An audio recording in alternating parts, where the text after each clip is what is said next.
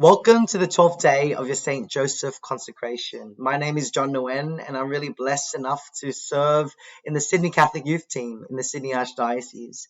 I myself did this consecration this year, and every single day since then has been a huge blessing to have St. Joseph as a companion, as a guide, as an example of what it means to live authentic masculinity.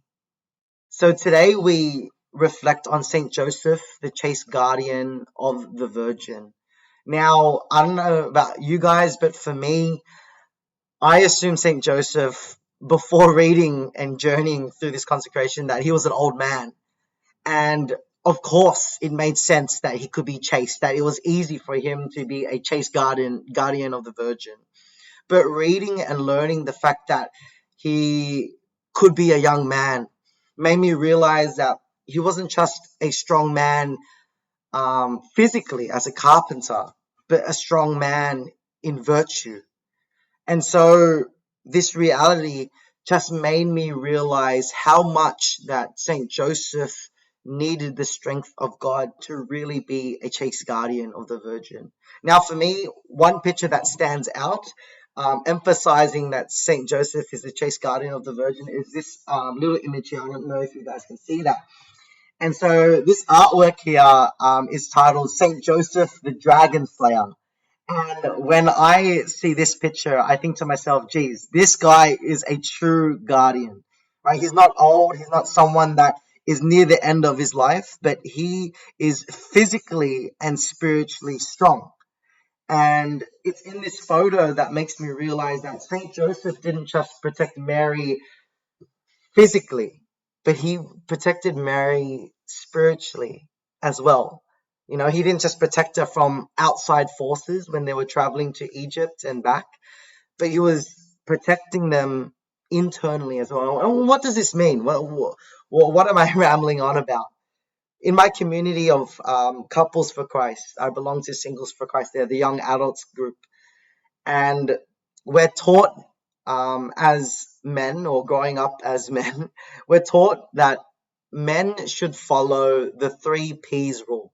Now, what does that mean? The 3 P's are: men are called to pastor, provide, and protect.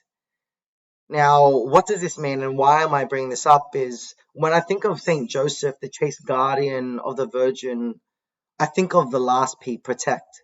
Now, I'm not just talking about we're called to protect women or people from outside forces, right? Saint Joseph, I'm sure, would have done that, protected Mary from robbers and all these other evil people along the way, their journey throughout their life. But even to protect against our very selves. Now, what does this mean is when I think about the title, Saint Joseph, the chaste guardian of the Virgin, I think about the reality of the fact that Saint Joseph, even himself, had to protect Mary from himself. He had to be in control. He had to be obedient. He had to be chaste. He had to be pure.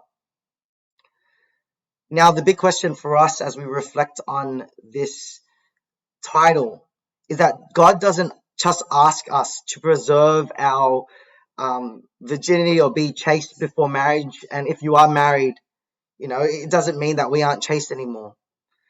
But it means that as men really going through this consecration to Saint Joseph, we have to remember that we have a sacred duty to preserve the dignity of virginity in the people we meet. What does this mean? It means respecting the dignity of every single human being that we encounter, not just through our words and actions, but even our thoughts. So as you continue on your St. Joseph consecration, I pray and hope that you slowly but surely imitate St. Joseph's example in being a chaste guardian to those around you. But that isn't possible without the strength of God. So I pray and hope as you continue to reflect on St. Joseph, especially this title of chaste guardian of the Virgin, continue to be chaste, continue to strive for virtue. God bless, go well, and may St. Joseph continue to cloak and guide you to our Lord Jesus Christ.